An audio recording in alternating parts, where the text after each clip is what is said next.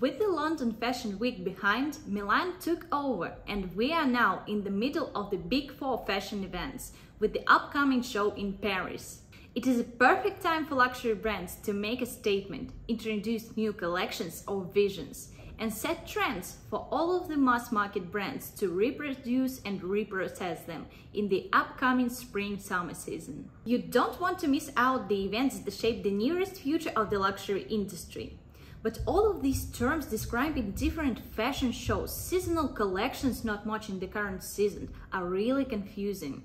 So today you are going to learn everything you need to know to navigate this dynamic landscape confidently, what a fashion calendar looks like, what a difference is between haute couture and pret-a-porter, and what the most important insights are to note.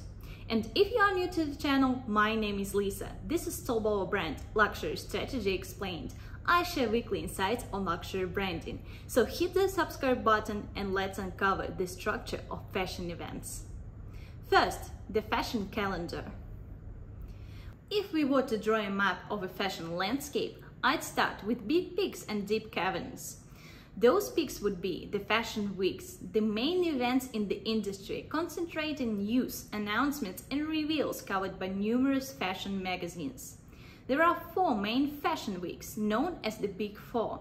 They always take place at fashion capitals of the world: Milan, Paris, London and New York. Other important cities hosting Fashion Week are Rome and Vancouver. There are about 60 fashion weeks in total, which is more than an actual number of weeks in a year. But the most important and influential still are the Big Four. For instance, this year everyone expects the debut of the Gucci's new creative director, Sabato De Sarno, at Milan Fashion Week. And during the Paris Fashion Week, all eyes are on Louis Vuitton, Dior, Chanel, Miu Miu, Saint Laurent, Loewe, Hermès, Valentino and Balenciaga.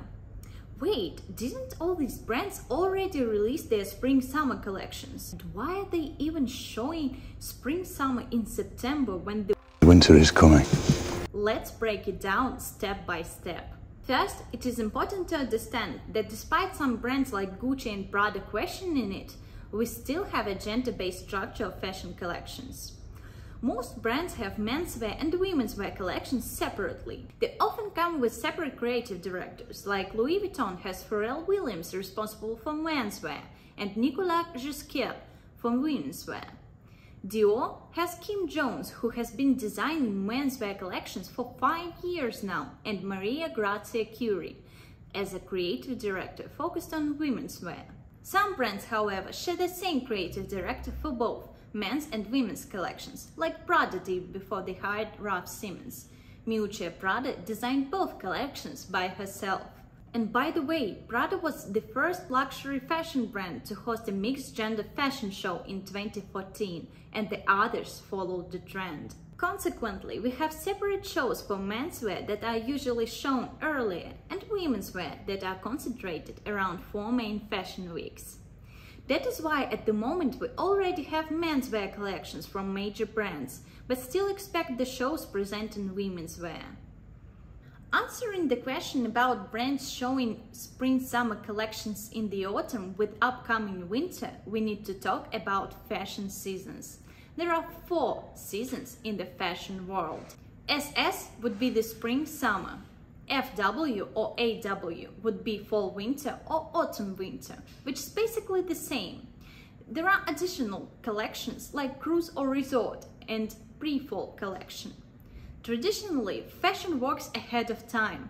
First, it was a basic manufacturing need to produce enough pieces and fill up the stores responding to the demand in advance. Because until recently, logistics have been so difficult to predict, fashion designers had to adapt and make their collections with the time advantage.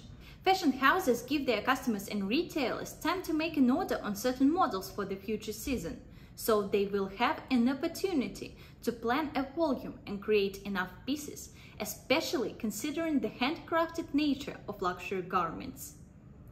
That is why in September 2023 we are expecting the fashion show for the 2024 Spring-Summer collection. However, it will be available in the stores only in February 2024. And in spring 2024, we will be looking at the 2024-2025 fall-winter collection. And if your head is spinning right now, simply look at your calendar. If it is autumn, the fashion shows present spring collections and vice versa. With fast fashion emerging in late 90s, luxury fashion houses had another job to do: to set trends and give these fast fashion brands a foundation to build their mass-produced collections on. The whole idea of Zara, H&M, Bershka and other fast fashion brands is to peep on luxury brands' fashion shows and then simplify, reprocess and adapt the original and authentic designs to everyday people. So when the Balenciaga 2024 Spring-Summer show will take place in Paris next week, someone from Bershka will be sitting there, paying attention and taking notes. So next summer, Bershka customers will have déjà vu when buying oversized shirts. It seems spring, summer and fall-winter collections should cover all needs for all diverse weathers as they align with the natural order of things. But luxury brands cater the very specific needs of the most affluent customers who have a certain lifestyle. This lifestyle involves traveling during the autumn to the Mediterranean and taking cruises to the subtropics in early winter. Thus, cruise or resort collection was established. It is presented in May and appears in stores around November to diversify a fall-winter collection with more light-weathered clothing. The pre-fall collection also satisfied the demand for the season changeover and hits the stores around May. Both pre-fall and cruise collections are smaller than regular collections and offer unconventional, more relaxed, experimental designs. Some say these mid-season collections appeared in the first place because of the growing popularity of fast fashion, others because of global warming and the changing rhythm of natural seasons. But I believe there are other strategic marketing reasons that back up this structure.